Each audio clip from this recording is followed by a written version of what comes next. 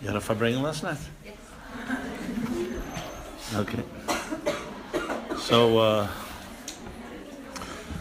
26 years ago, today, or last night, to be precise, before you were all born, am I correct? Yes. I take it so. Right.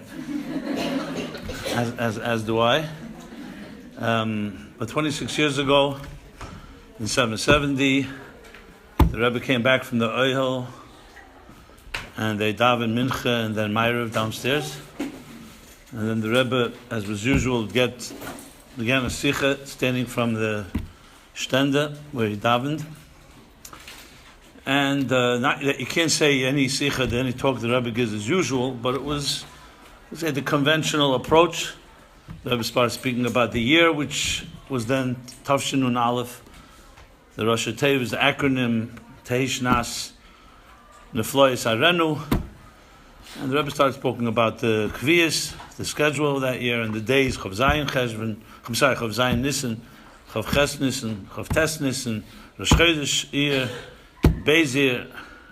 And then suddenly, in the last maybe 5, 10 to 7 minutes of the Rebbe's Sikha, everything changed.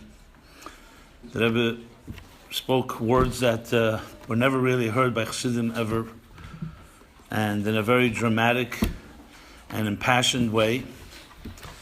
But above all, it was a directive.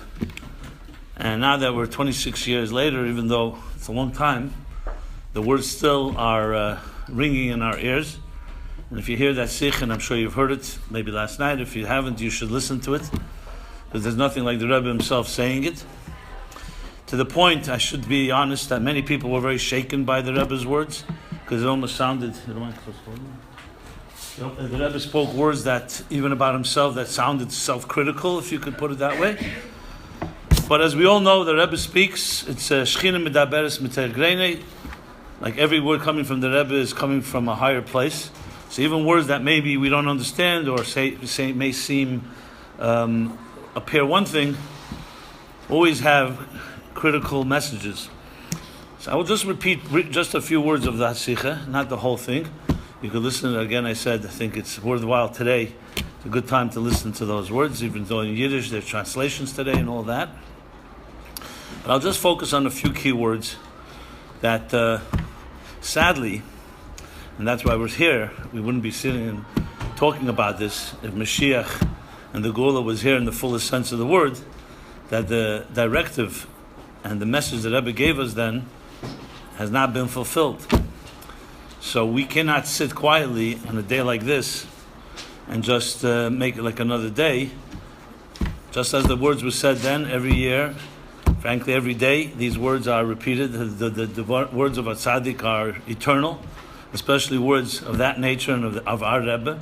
And most importantly, it's maybe the most important words we'll ever hear, because it's about bringing the Geula. So the Rebbe said more or less the following. I'm obviously paraphrasing in English.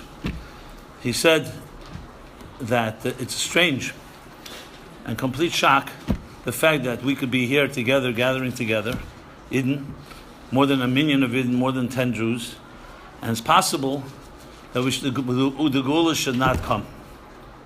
Not tonight, not tomorrow, not the next day. These are the Rebbe's words. And though, yes, the Rebbe speaking about himself, I could say another Torah and I could ask another question and give another answer, referring to all the Rebbe's thousands of hours of talks. And then people will remember it and it'll be published and it'll be studied. But who does it help if it doesn't bring the Geula? And people cry ad Mosai because they're told to. If people really cried with the truth, sincerely, there's no question that the Eibishter would hear and the Geula would come. And then the Rebbe said the following words, which were the most shocking ones, if you want to put it that way. He said, what I can do more, I do not know. Those are the Rebbe's words. I did everything I can do. The only thing that left, I give it to you. Tut als v'sir kent. Rebbe's atheist. Do everything you can do, meaning everything. He said the word als and qualified right away, because als can mean even crazy things. So the Rebbe said, Eres de teu, kelim de tikun. When in simple English means it could be wild things, but they have to be done in containers that people can relate to and that are productive, not destructive, obviously. And then he continued a few more minutes, not long, and said that if 10 Jews with ein Akshenzich would be stubborn and they would cry with the truth, for sure Moshiach would come. And then he concluded and saying one more time, I did everything, I now give it to you. And he added even stronger words. He said, everything I did was worthless. Lehevel larik, which are many people, I'll explain in a moment, because Mashiach didn't come. So Mehirotz, and the Rebbe concluded, may it be that 1, 2, or 3 of you will come together and strategize what to do and how to do. And the main thing is should be bring down the Gula B'Peil, B'Simcha B'Tov Leva. This was the gist of it. These were the Rebbe's words. Till this day, it's 26 years, it's a long time.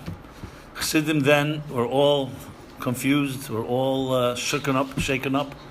People didn't know what to do. People were crying out Mosai, people were screaming, they had meetings and meetings and meetings. Well, we're still sitting here in Golis, or even if it's a Gula, it's not one that we're experiencing. And it's 26 years later.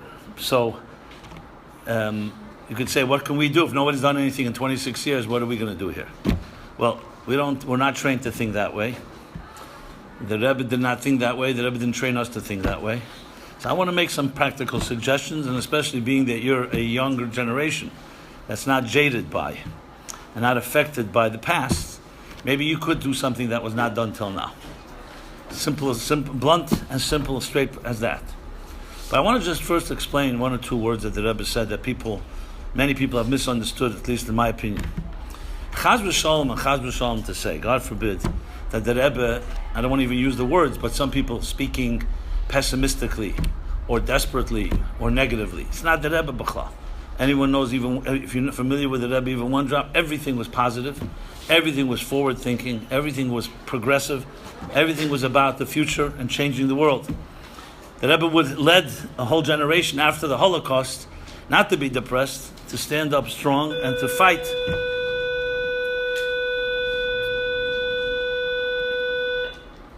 And to fight and forge ahead. So it's impossible to say that the Rebbe is only speaking a sikha that's so-called depressing, as some people mention it to me. So the truth is, the answer is very simple. When the Rebbe said that I did everything is worthless, he said the words lehevel larik that we say in Aleinu. The truth is simple. The Rebbe set his sights on the destination. If you're running a marathon of 100 miles, even if you ran 99.9 miles and you haven't reached the destination, you haven't succeeded. So the 99.9 is basically, you failed. So Chaz v'Shalom, the Rebbe was not saying we didn't do anything, I didn't accomplish anything. Of course the Rebbe knew how much he accomplished, and the shluchim he sent on, the shluchis, and the changes in millions of people's lives. Obviously the Rebbe knew. But compared to Geula, Mamish Geula, by the Rebbe that was like Hevel. There's actually a medrash. Every word the Rebbe says is from Torah. I'm simply explaining it because some people are disturbed how the Rebbe could say such words about himself. There's a medrash that says something even more shocking. It's in Kehelis Rabbah, the pasuk Hevel Havolim, which is the beginning of Kehelis. Hevel, the word Hevel. So the medrash says that the entire Torah of Elam Hazeh, entire Torah, is Hevel compared to the Torah of Mashiach. Remember, entire Torah means Matan Torah, Moshe Rabbeinu, the whole Torah Shebiksav, the whole Tanakh, all the Tanoim Amaroim, the whole Gemara, everything, Rishenim, Achreinim, everything in all generations, Hevel. Hevel means to naught, worthless essentially. But compared to Mashiach, that doesn't mean it's worthless, God forbid, it's the Torah. But if you understand what Mashiach is, it's not comparable, it pales in comparison. The Rebbe, the only Rebbe in history, not even Moshe Rabbeinu, not the Alter Rebbe, no one, set their sights and said, this is the Deir Hashvi, this is the generation that will march into the Gula. The Rebbe made it very clear in the first Maimer, Bos Lagani, it's unequivocal, you can't interpret it any way, other way.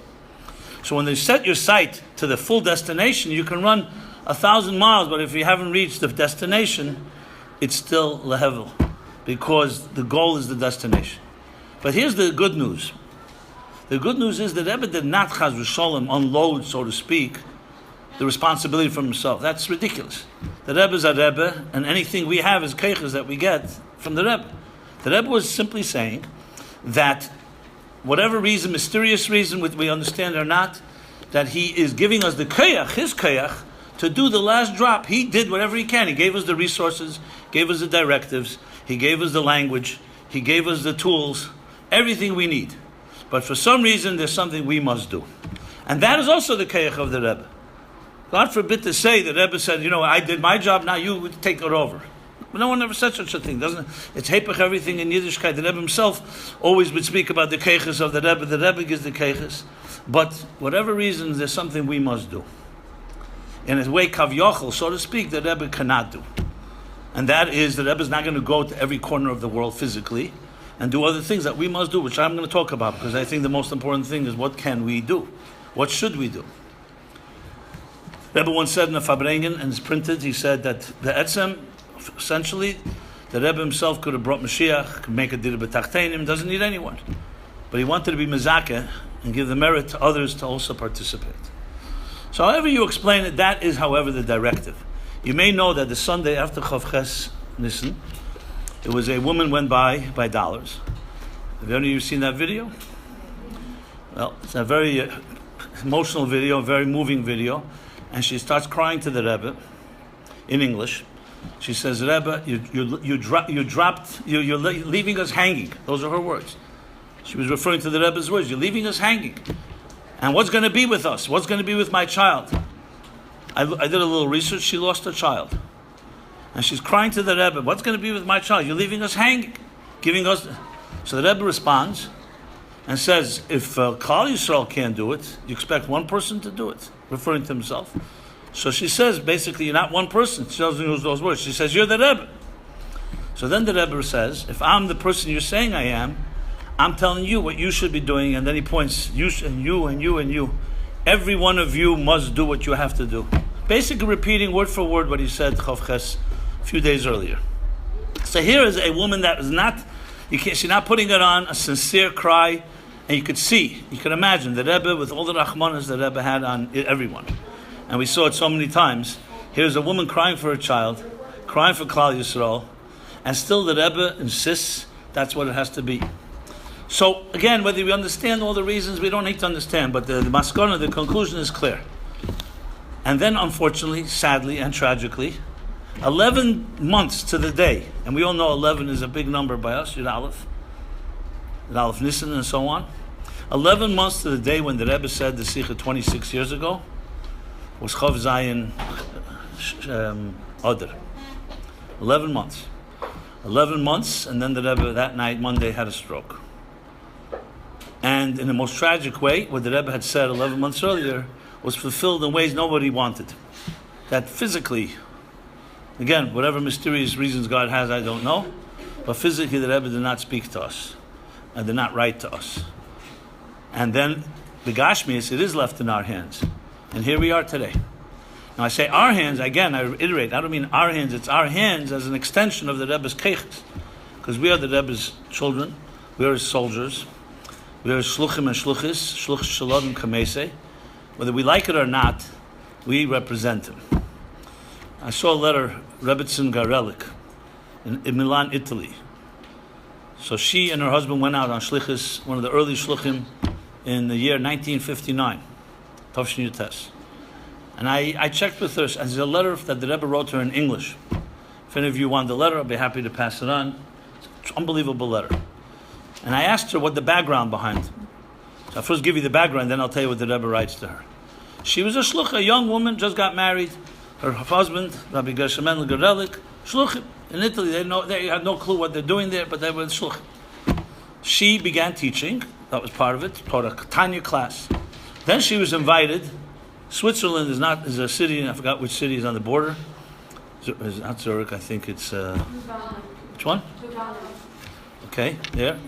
Where she was invited to give a class to a prestigious group of women, affluent women, and she prepared herself because she had to make an impression. She wanted to make sure they're engaged and they're interested. She prepared and prepared. She went to the class, all excited. Well, on the way back, she cried all the way in the car. She felt she was a dismal failure. She didn't feel she gave the class properly. She didn't feel she inspired them. And she felt she was preparing what to write to the Rebbe. Now, she wasn't quitting.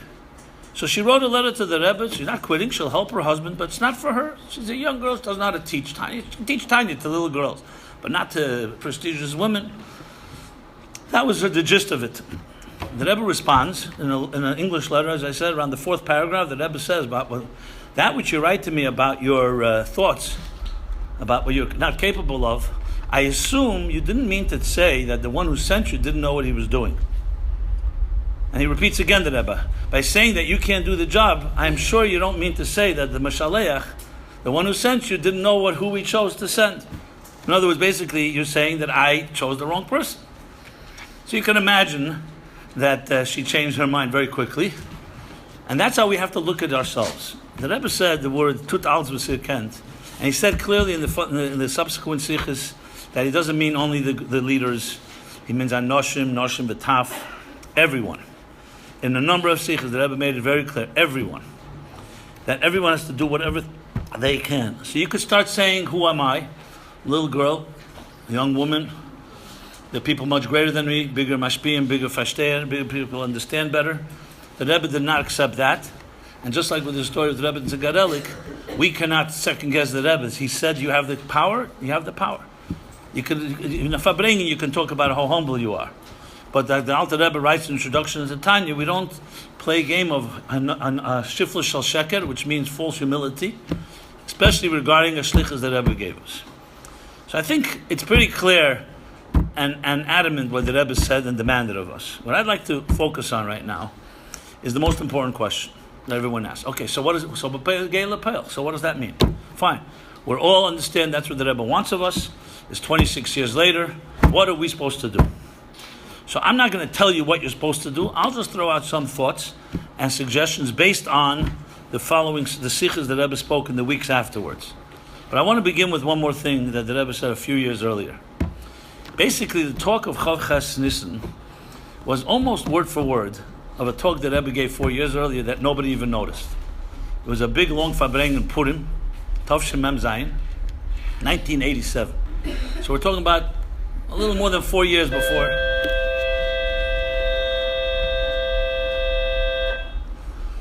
A little more than 4 years before 1991, this Chof Nissan Sicha. So we're talking about 30 years ago now. Literally Mem Zayin, Purim, now an Ayin Zayin, Purim Mem Zayin.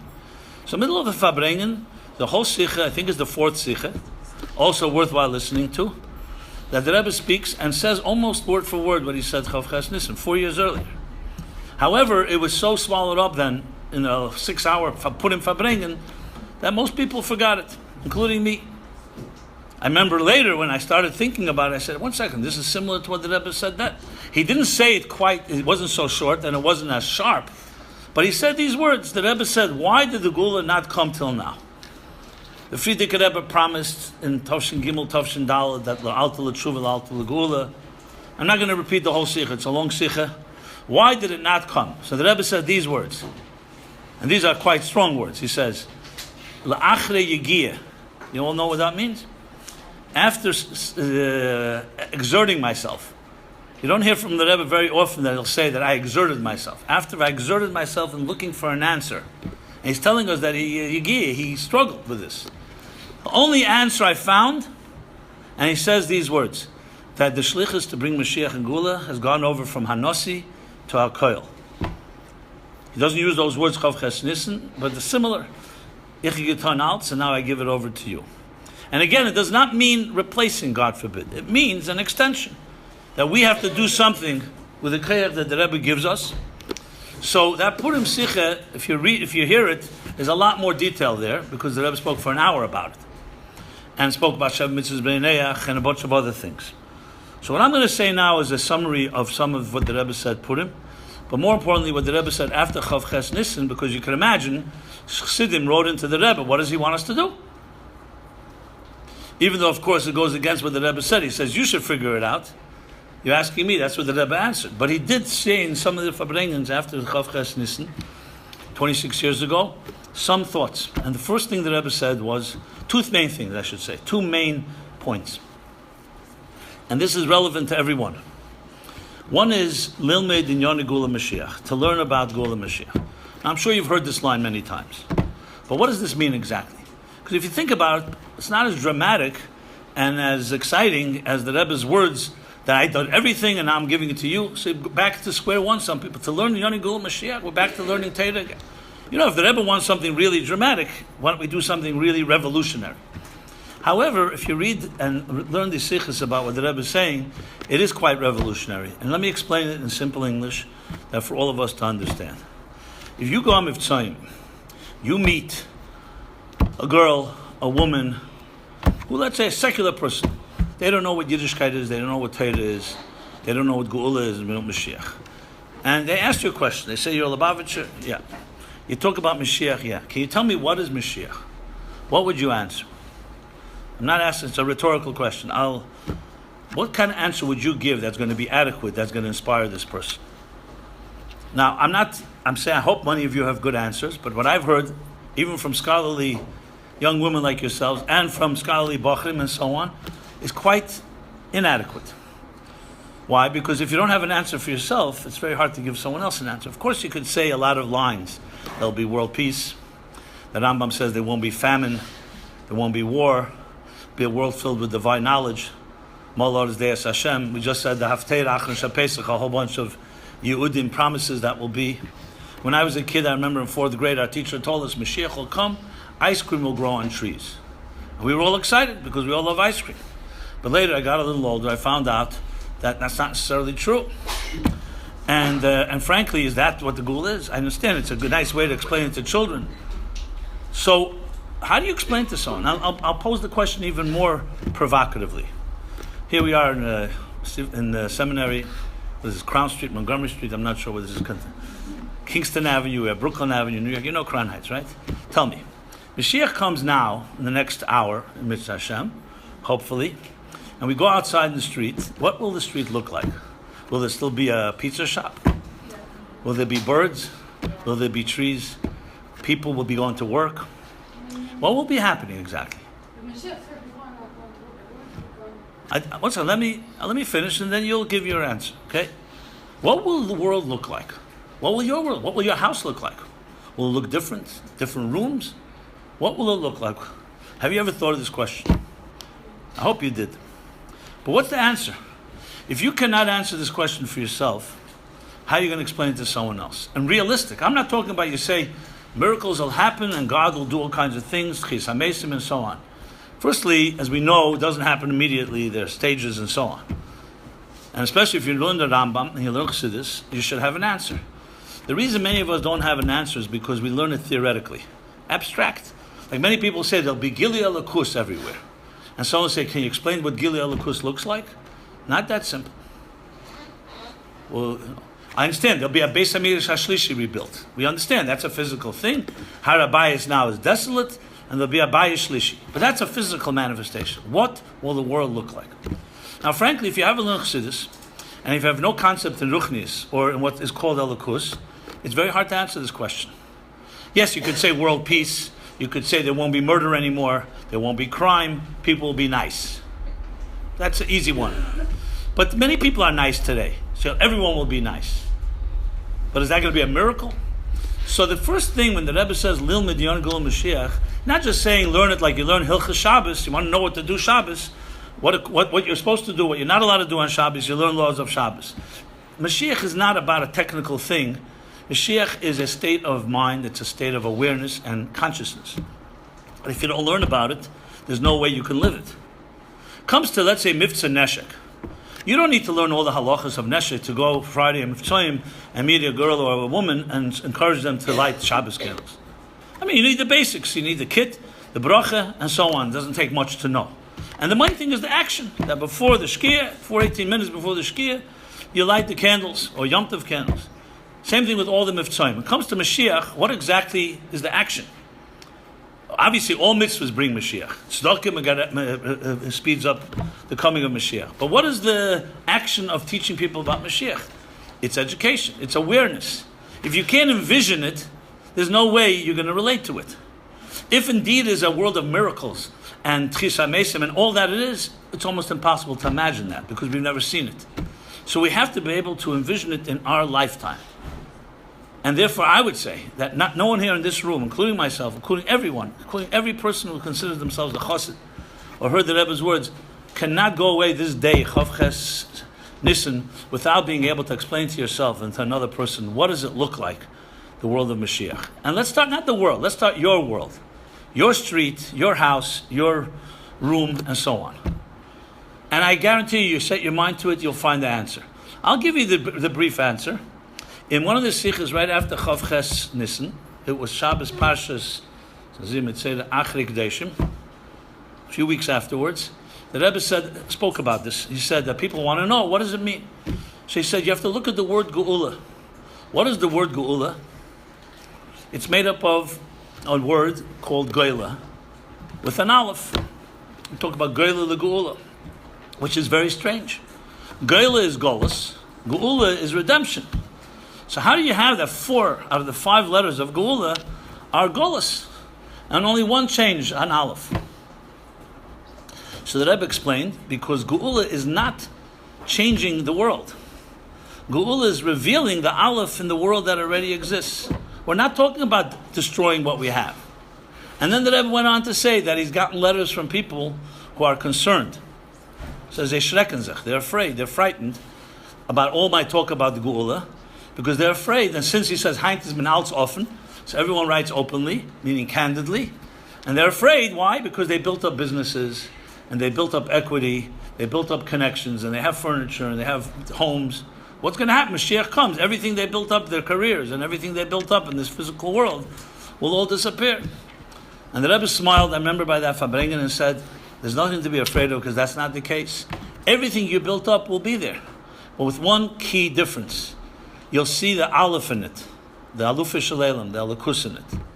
When the Rambam uses these words, this is what he says. Lo yeh kol ha'elam el l'dases Hashem bilvad. Or bilvad. You've read this line many times. You've heard this line. It means that the business of the world, when Mashiach comes, will be nothing but to know God. Now, what does this mean? So I'll give you an example. I spoke once at a medical conference. I'm not a doctor, nor the son of a doctor. However, they asked me to speak about medicine of the future. According to the Torah, what will medicine look like once there's no more disease and illness and death? So I described a world that will be eliminated all forms of infection and disease, because there's no longer any toxins, because it's a perfect world as it was before Chet Tzadas. I described it at length. And I made the logic of it, that basically every infection, every disease, every illness is an aberration. It's not normal. The healthy person is what's normal. The world will go back to its normal state. The normal state. A person should be able to be healthy all the time. There's no reason for there to be any, God forbid, disease and so on. A doctor got up at the end of the talk and raised his hand. Later I found out he was the president of this conference. And he said, very beautiful talk, very eloquent. However, what's going to happen with those doctors? If Mashiach comes, if there's no illness and no disease, who needs doctors? Well, the first answer is, okay, that's great. That's very good. Who doesn't need doctors? After the joke, I said, maybe that's why you charge so much, in order to save for a long retirement. That was the joke part. On a serious note, I said, what Chassidus teaches, I said, is this. Doctors have an intimate and in-depth understanding of the human body and human anatomy and biology and chemistry like other people don't have. And we know, we're told, Mipsari erze elakah, from our flesh we behold God. So you, instead of fighting illness and disease, you know what you'll be doing? You'll be teaching us the mysteries of Hashem through the human body, through science, through the anatomy, through Mipsari, through the flesh of human beings. And scientists, astronomers will teach it to us through their astronomy, and mathematicians will teach it to us through mathematics. So today, mathematics or physics or medicine or others or sciences, whatever sort, physical, social, or political sciences, are all used for an end in itself, to make money, maybe to run a business, and so on. But when Mashiach comes, lo yesek el l'dasas Hashem bilvad, all this knowledge will be a stepping stone, like we say, b'chol drachecha da'ehu, that we should see the divine, elokus in everything. You know what happened? I'll tell you what happened with that conference. We got a standing ovation from all the doctors. Why? Because there's nothing more noble instead of fighting disease and illness and the pain of death and the pain of sickness that we unfortunately have in Golis, imagine doctors only doing is showing us the secrets of God through medicine. So if you want to envision what Mashiach looks like, you have to think of a situation you're in and say, if you added the Aleph of Elikus, the Aleph of Aluf Shalel, the Aleph of Hashem, Echad, what would it look like? So you have your room, the room would be the same, the birds would be the same, even the pizza shop would be there. All the pizza shops and all the whatever. They wouldn't be fighting, but there would be a lot of... But instead of it being as an end in itself, you'd see this is all a stepping stone or a means to a higher end. And that's what it means when the world would be filled with divine knowledge as the waters cover the sea. Today they call the world a world filled with knowledge. With Google and other technology we have what they call the information revolution. However, it's one thing is missing. It's information that doesn't necessarily have a purpose. There's a website I saw called uselessknowledge.com. I mean it. It's very interesting stuff, but it's all useless. It's like it's just interesting trivia. You get to know about things. But someone says, why do I need to know this? I don't know. It's good party talk. I don't know. It's something to talk about, like the weather. To talk about the weather all day. It's not going to change the weather. But people talk about the weather. Talk radio. Talk. Mashiach means that all these things will exist, like the Rebbe says, Geila, but Geula is Geila with an Aleph. Now, my view, each one of you, if you applied yourself and envisioned it a bit, even just today, I don't know, it's hard to expect people to change the way we think all the time, but even just today, Chof Chassidus, in honor of the Rebbe's request 26 years ago, Tut Alzvus means to do anything possible. But even to begin, try to envision what it would look like. And the second thing is in action. Let's be practical. Tafshin Aleph was the year that Rebbe came to America, 1941. It was a few weeks after Shavuos. It's Chof Ches, another Chof Ches, the Chof Ches Sivan. On Shavuos that year, the Frierdiker Rebbe had a Farbrengen in 770. The Rebbe was not here yet. And the Frierdiker Rebbe said the following. He said, he gave an example. He says, let's say you hear that in a few weeks from now, a guest will come and stay in your house. A very special guest. What would your house look like? How would you prepare your home for this guest? If you know it's a really once-in-a-lifetime type of guest. So Frierdiker Rebbe said, you clean up the home, the Gashmias and Beruchnias, and you do everything possible that this guest will be comfortable. And then the Frierdiker Rebbe continues. He says, in a few weeks, a guest is coming. His name is Moshiach. Moshiach will be coming. I'm not interpreting now what he meant or what he hinted to, but he says Moshiach will come and will choose to stay in your house. What will your house look like? So taking that cue, it's a very simple way to both envision, as I said before, to envision what Moshiach looks like, but more importantly, your own house. Would anything change? Would your behavior change? Would your room change? Would the mood and the vibe in your house change? I would assume it would change if you knew Mashiach was coming. Let's suffice if you knew that Rebbe is coming to stay by you for a Shabbos. This is the way we have to be thinking about these ideas.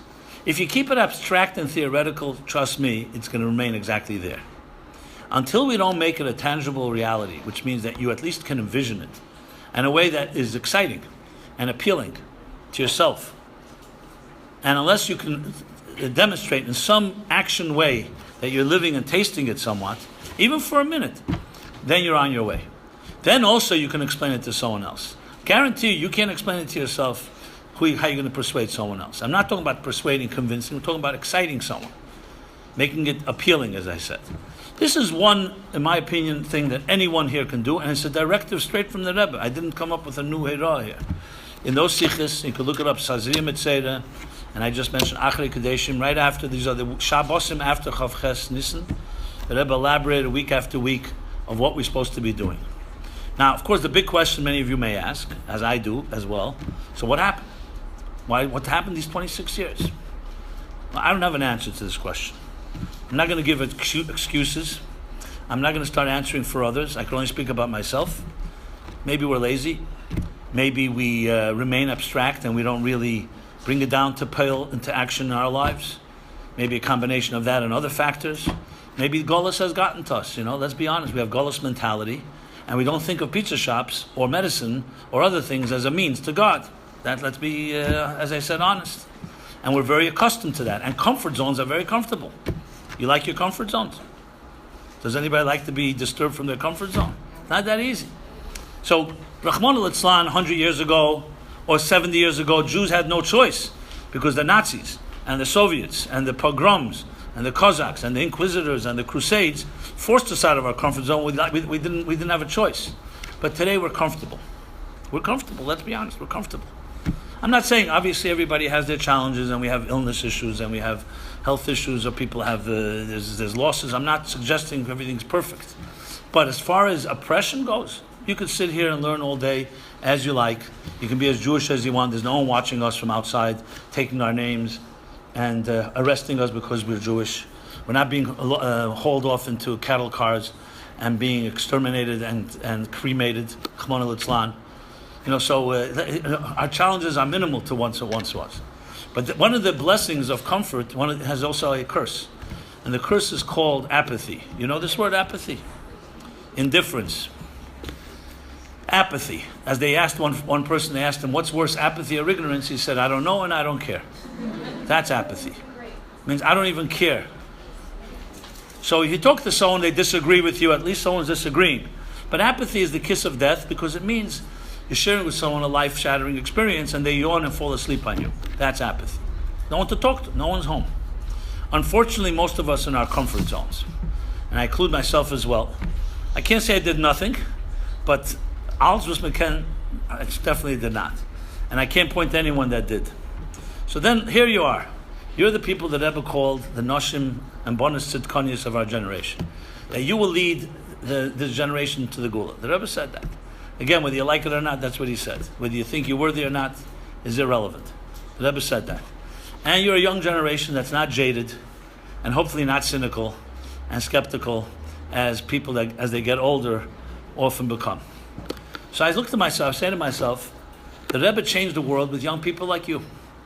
Just like Rebbe and Garelik, others, they were all 19, 20 years old, young women just got married, or even earlier, and the Rebbe touched them in their heart, ignited a spark of revolution, and they went out to do whatever they had. Look what Shluchim and Shluchas have accomplished. So you have all the energy, and you have all the future ahead of you. And you shouldn't have any cynicism or skepticism because you haven't yet tasted the disappointments of life. Let's put it that way. Hopefully. So, I'm not throwing it off myself, obviously. The Rebbe gave us all the job. But I'm standing here and speaking, and I'm sharing with you some of these thoughts. To me, it comes down to, unless you see this as compelling sense of urgency and get out of your comfort zone, be honest, I think whatever I say is not going to make a difference. You have to feel like the Rebbe calls you into Yechidus, you alone, one person here, and speaking to you and say, I'm giving you a job, and I want you to come back to me and give me a report. Unless you feel like you're a soldier in an army like that, I don't think many people will make any move. Because they'll say someone else can do it, and so on. You know the joke about that poor city in Russia, and they suddenly got news that the big king is coming to visit them. But they wanted to give the king a gift, but they didn't know what gift to give him because they didn't have anything valuable. They came up with an idea. They put a big barrel in the middle of the town, and everybody will pour one bottle of wine into the barrel, and they'll have a big barrel of wine. Now, the king doesn't need it, but he'll see the effort, because we are a poor town, should be able to do that. At least it's some effort we've made. So what does one smart Jew say to his wife? He says, listen, everybody's going to pour wine. We know wine takes us a year salary to buy a bottle of wine. Why should we pour wine? We'll pour a bottle of water. Who'll know? Out of the 1,000 people who pour wine, one bottle of water, who can tell? The problem was there were 1,000 chachamim like that in the town. They were all smart Jews, and they all made the same cheshbon. So what do you think happened? The king got a barrel of water. Because everybody said, it's not my problem, it's someone else's problem. Until you don't take it to heart that it's you, I don't see how a person's going to do anything, to be honest. Comfort zones are very powerful. It's called inertia. Inertia means when you're locked in your seat, it's very hard to get you out of it. It's called a couch potato. You know that expression? And that's very hard to change. However, today's Chof Chassidus, it's 26 years when the Rebbe said those impassioned words. So we have to try our best. So I suggest, my summation is the following. Number one is you have to take it to heart personally, as the Rebbe is speaking to you and you alone. Number two, you need to become aware what Geula means, a little, to some extent, that you could envision it is a reality, as a tangible, as a viable reality. That when you wake up tomorrow morning, you could say, this is what the Geula would look like, as best as you can. That will allow you to explain it to others that way. Number 3, you have to be able to actually taste it, which means prepare your room, prepare your life, your heart, how you speak to other people. You know, we all have interactions with each other. How we speak to each other. How will it be different when Mashiach is here, Mashiach is not? How would you speak differently to someone, to your friend, or to your enemy, if the Rebbe was standing right near you? I'm sure there'd be a difference. These are the things that bring it into, as I said, viable reality. And finally, which I didn't mention yet, is the bigger picture. Every one of you has talents. Every one of you skills. I'm sure you use them to some extent. The question is, are you going to use them toward this initiative? You know, today you see, lahavdil, many Jews, secular Jews, who've changed the world with technology.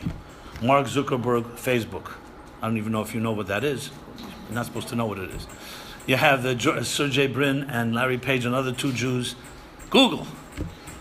And then you go down the line, Jews. Now, they didn't do it with the goal of bringing Mashiach, but in many ways what they did, make the world a more unified place. But they have their objectives. See, I start thinking to myself, where are the revolutionaries in this room in Chabad, Chassidim of the Rebbe, who feel that the whole world was created in order for us to bring the Geula? Why are we not thinking broadly like that? Now, I didn't begin with that because I believe that you have to think firstly in your own personal life.